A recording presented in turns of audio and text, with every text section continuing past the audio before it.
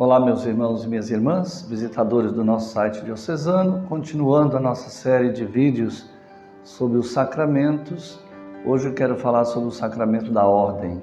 Quando falo deste sacramento, sempre me lembro de um amigo que tinha estado no seminário bem antes de mim e que gostava de dizer: eu fui o seminarista que recebeu a ordem em menos tempo de seminário.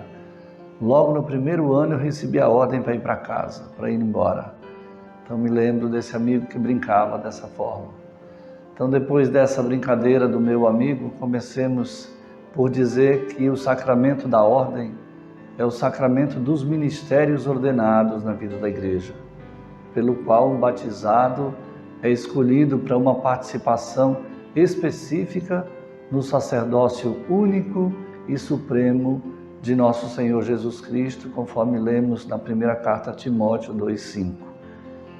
Cristo é o maior, o único e eterno sacerdote. Ele é o único mediador entre Deus e os homens. Todos os outros sacerdotes cristãos são sacerdotes enquanto participantes do único sacerdócio e da única mediação do Cristo. Em todas as culturas, irmãos e irmãs, de todos os tempos, sempre aparece a figura do sacerdote ou da sacerdotisa, com este ou outros nomes, com essa função de mediar, de tratar das coisas que dizem respeito às relações dos homens e das mulheres com Deus, ou com os deuses, ou de Deus para com os homens e mulheres. Todo ministério é serviço, e nem poderia ser diferente no ministério sacerdotal. Todo o povo de Deus constitui um sacerdócio régio, uma raça escolhida para proclamar as maravilhas de Deus.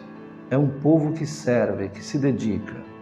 No entanto, quando um membro do povo de Deus assume um serviço que lhe foi confiado pelo bispo ou por um representante dele, entra para o ministério.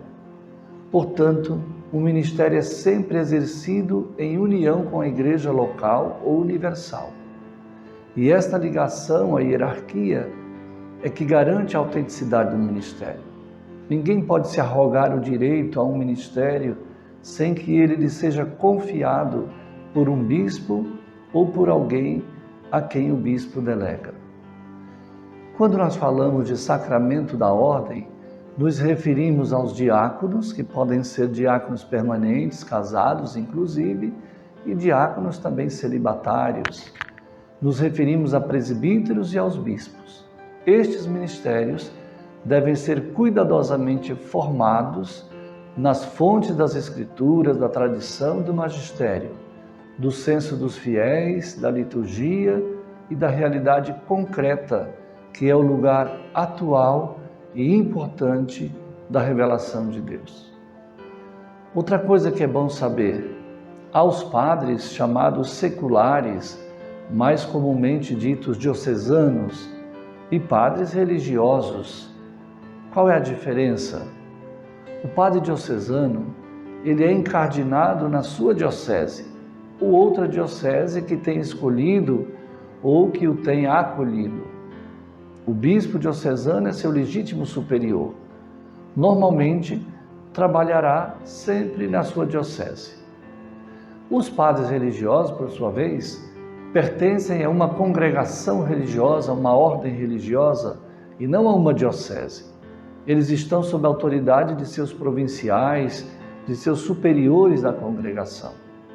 Alguns assumem serviços paroquiais nas dioceses por um tempo determinado, de acordo com o bispo e o provincial.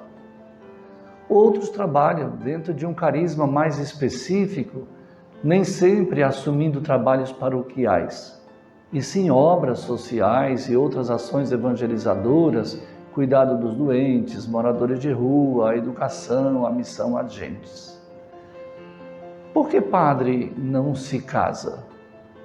Certamente não é porque casar seja pecado. Se fosse, ninguém deveria se casar. Desde o século IV para cá, o celibato é prescrito para a Igreja Católica Ocidental de rito latino ou romano para essa nossa igreja. Há outros lugares do mundo, outras igrejas de outros ritos que os padres podem escolher. Nessas igrejas católicas de ritos orientais, por exemplo, estou falando, é opcional. Para nós é uma tradição, uma disciplina eclesiástica que já dura mais de 1.600 anos, então não é algo que se muda assim tão fácil como postulam algumas pessoas. Pode ser que um dia mude, não é um dogma, mas também não é uma coisinha simples, convenhamos. O estado celibatário, ou seja, não casar-se, a continência sexual, trouxe ou traz problemas para a igreja? Certamente. Mas também é certo que livra o celibatário e a igreja de outros tantos problemas. Por exemplo, não há dúvida que a disponibilidade para o apostolado a tempo integral fica muito mais facilitada para um padre celibatário. Atendimentos, transferências, problemas familiares, por exemplo. Sem dúvida, ser celibatário nos dá uma disponibilidade, uma liberdade muito maior. E a batina? Usar ou não usar? O hábito religioso, a batina do padre, tem um valor relativo, maior ou menor, dependendo do tempo, da cultura, dos costumes de um povo. Há circunstâncias em que a batina pode até ajudar. Mas convenhamos novamente que o hábito principal do religioso, a batina principal do padre, é sempre o seu testemunho de vida, porque não é o pano que fala.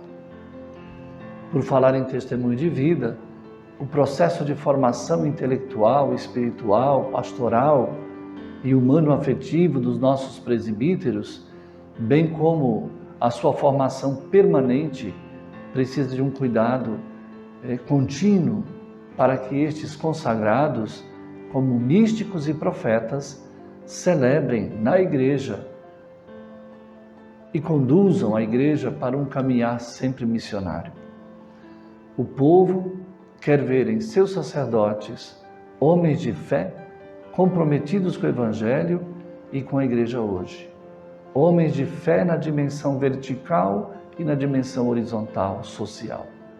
Um homem de oração que alimenta a sua vida na Eucaristia, que conta com as bênçãos da Mãe de Jesus. Um apóstolo que consome seus dias e horas e minutos no serviço do Senhor junto aos irmãos, especialmente os mais vulneráveis, na defesa da justiça, dos direitos humanos, como voz e vez dos que não têm voz e vez. A referência para um presbítero, para um padre, para um bispo, um diácono, Jesus, bom pastor. Famílias, comunidades, padres, motivem as vocações para o ministério ordenado, alimentando-as no engajamento, no serviço, que se constitui uma ótima iniciação vocacional. E os responsáveis pela formação cuidem que os candidatos ao ministério ordenado não percam suas raízes culturais, mas as amem, aprofundem, vivendo tanto quanto possível junto do povo e uma profunda comunhão com este mesmo povo.